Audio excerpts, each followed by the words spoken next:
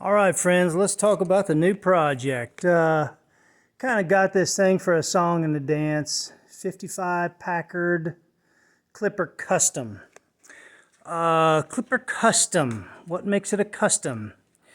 Well, we've got similar to a Chevrolet engine. This is a Packard 3. What the heck is it? 352. The Clipper V8s were 320s. This a 352 engine, real close to a General Motors, but it's not. It's Packard, legit, with a Packard transmission.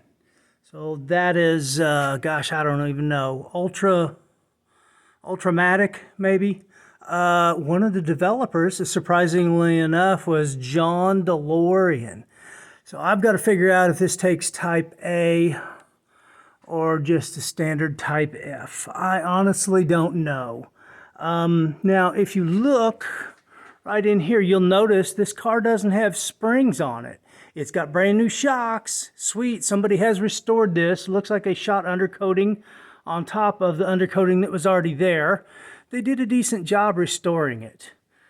This car actually, if you look right in there, it's got torsion bar suspension, and that's all the way around. It goes all the way back to the back of the car on both sides. Oh, what's that, you might ask?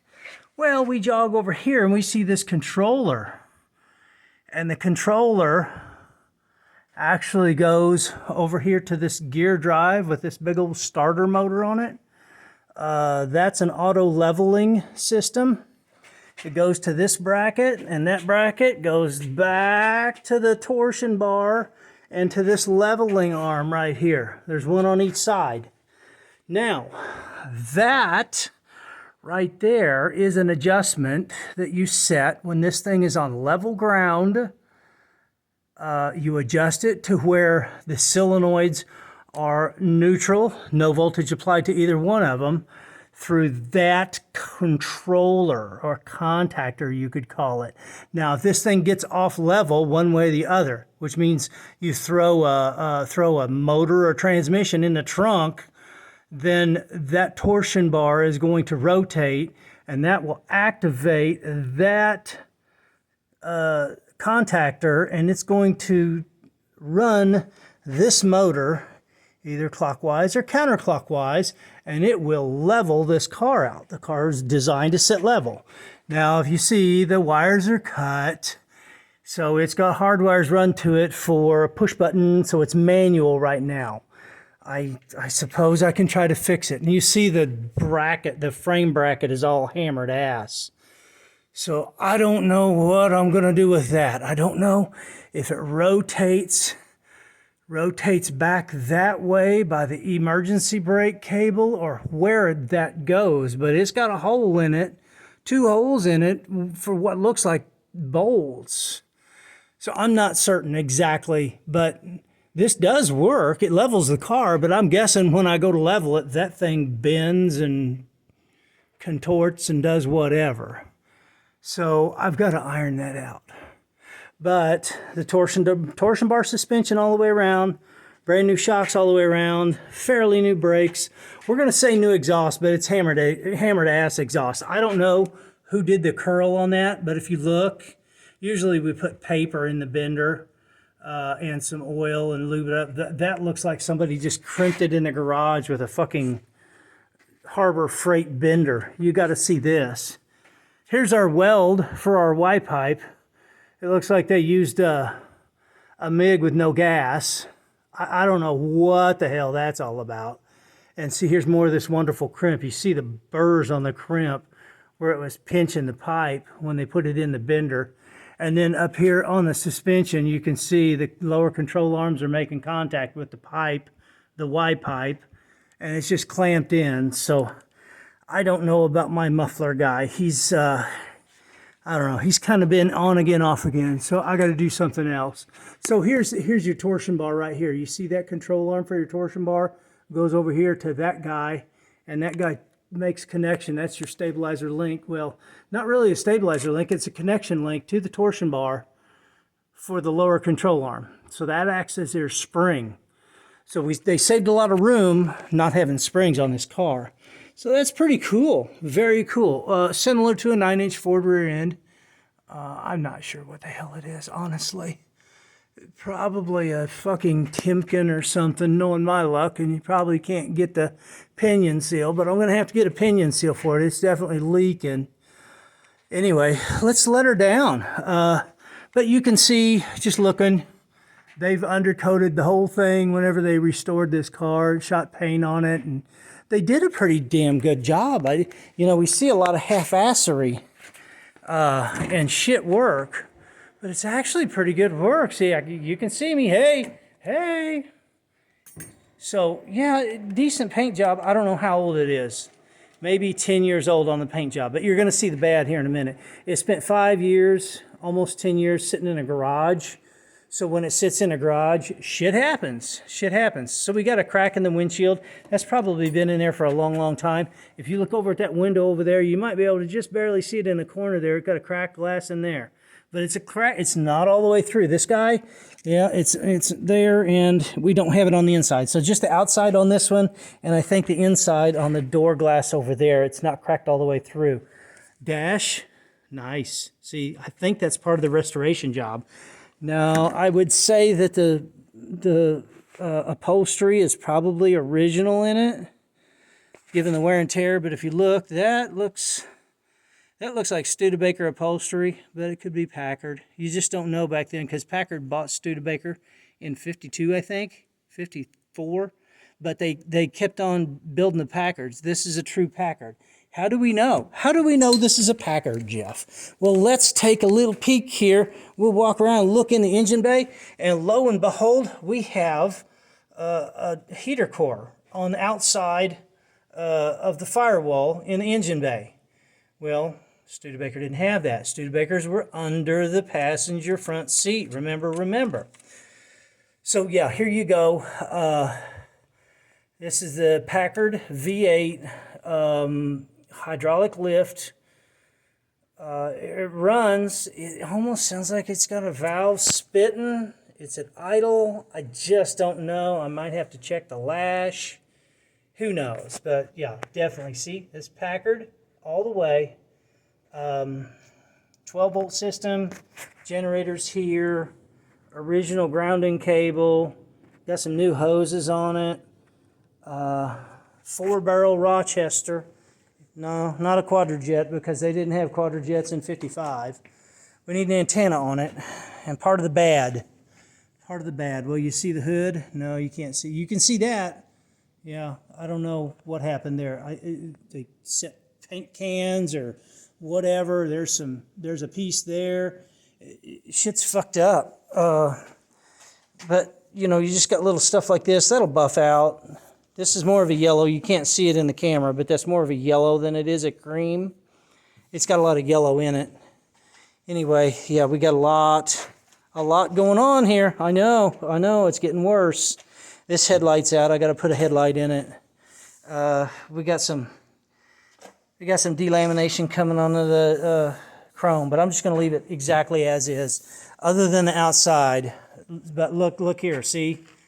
This is what happens when you leave them in the garage and you put shit on top of them, and it just gets hammered ass. Look here.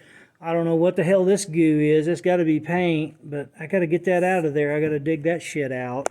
So just little things like that happen. The glass is busted over there. That's a vacuum pot, and it takes a big jar. I don't think I'll be able to get one, honestly. I'll probably never be able to find that glass jar. I doubt they make them anymore. Anyway, yeah, all this shit's got to be cleaned up. I don't know. I got a guy up by St. Joe, and he's supposed to be one of the best body detailing guys out there. So we're going to see if he can't fix it. And the door handles, I got to get some C-clips on the door handle. The ones on the back are awesome. The two front ones are fucked, and we got trim falling down. I should be able to fix that. That's not a problem. But door pins are tight. The dash is just gorgeous. The steering wheel is perfect. That shifter shaft. You see my shifter, column shifter is missing the button. The button's in here somewhere. And the carpet's kind of hammered ass. It looks like somebody just maybe took some upholstery and threw it on the floor. That looks like Studebaker upholstery reproduction. Well, I don't even know it's reproduction. It might be original because they have that shit in Fort Wayne, Indiana. Oh, let me get my lug nuts back up here. We got the wheels off and the drums off, adjusting the brakes, bleeding the brakes, and everything else. Let's see here. I wanted to show you, though, how important things were back in the 50s. Oh, yeah, look at there. Straight up ashtray on both sides and on the back. And the clock. I got to make sure that clock works. I haven't touched it yet, so I don't know. I don't even know what time it is. Oh, I can't even adjust it. Oh, there it goes. There it goes. Where are we at here? We're going to set it right around here. I think it's somewhere around there. Anyway, everything fucking works, man, except that auto leveler and the stereo, maybe the clock, and my dog and this chair. Anyway, yeah, beautiful car. Beautiful car for the money. No, I'm not telling you how much I paid for it. Absolutely not. You'd probably be mad at me. But yeah, song and a dance. Song and a dance. But a little bit of work to be done. And if I can find this guy, that's going to get replaced too. But beautiful car, Clipper Custom, 1955. With a 352 4-barrel V8, power brakes, and auto leveling torsion bar suspension. 30,000 miles, I might add. 30,000 original miles. I need to adjust that shifter linkage too because reverse is actually not in the right spot. Vacuum controlled windshield wipers. I hate those things. And we got vacuum, of course, with the vacuum pot busted, then we got a problem with vacuum leaks, and that may be causing an issue with it running. I don't know. We're going to find out. The horn. So I want to tell you, the horn on this car sounds like the horn my Audi had before I put my Subaru horn on. Nice and loud. But believe it or not, that's what my Audi sounded like. And I'm like, no, this ain't going to work. So I put a set of Subaru horns on them, and it's just beautiful, just beautiful. Tricky part about that is it is a CAN bus system. So the horns are isolated, and they have an isolated output on them. 12-volt supply does not ground to the car that it powers the horns with. It's not powered by battery. It's powered by isolated power supply in the computer. Total pain in the ass. But we're looking at the exact opposite here. Now, let's talk about the brakes on this old girl. The master cylinder. The master cylinder. So we thought it would be under the carpet. We popped the cover off on the floor because they all had the cover, right? But they didn't all have power brakes. And lo and behold, there were 2 holes in the frame and there was no master cylinder. Well, if you look carefully, you'll see the the steering column right there, and then you got to look. Oh, what's that? What is that? That is no shit, man. I don't know how they did it back in the day. They probably used a 12-point socket, maybe. I use a claw foot wrench, 3/4 inch, and an extension and a ratchet. But you got to reach down in there and back that thing out. We've got it full now. We just need to bleed the brakes and get them set. They're in pretty good shape, and everything's been installed. Surprisingly, the brakes have been installed properly, primary, secondary. If you don't know what that means, the primary, it's off. We got primary, secondary on the front too. See, the primary is the small brake, the small pad, and the larger one is the secondary. And they do that so that when you hit the brakes, it cocks. The brakes rock. The whole mess in there rotates a little bit, and it locks those brakes in. Anyway, regardless of what you got on your master cylinder, you're still talking 60/40 on your split. It's not a hydraulic split on these cars. It's a manual split using those pads and that mechanical setup. It stops, but it's hammered ass right now because it's full of water. I'm sorry, it's not full of water. It's full of air. Shit, what am I thinking? So anyway, beautiful car. I hope you like it. If you feel so inclined, you can buy it. Let's take a look. There's the tag down there. So we got the tag. But you can tell somebody's painted this car because you look down here at the hood bumpers. Right here, you see the paint on the hood bumpers. So they painted this car, but they did a good job. Like I said, we usually find some real half-ass stuff. The only half-ass thing I found is that stupid threaded rod coming out of that carburetor. Tell me that's not nonsense. You can buy a fucking rod for a carburetor, or just go grab one off the shelf if you're like me and got 100 of them laying around. But yeah, that's some half-assery there. Everything else, though, really legit. Really legit. Good paint, good undercoating.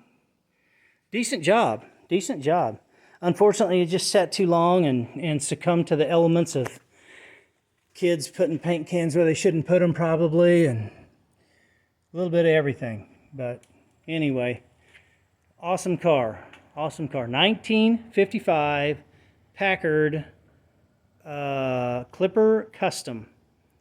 Anyway, shoot some comments. Please let me know if you know how that auto leveling system is supposed to mount down below, because I got no idea, and I doubt I'm going to be able to find out how that mounts. I'm just going to have to come up with some shit. Anyway, good luck to you. I hope you find something like I do, because, man, this thing kicks ass. All right, have a great day.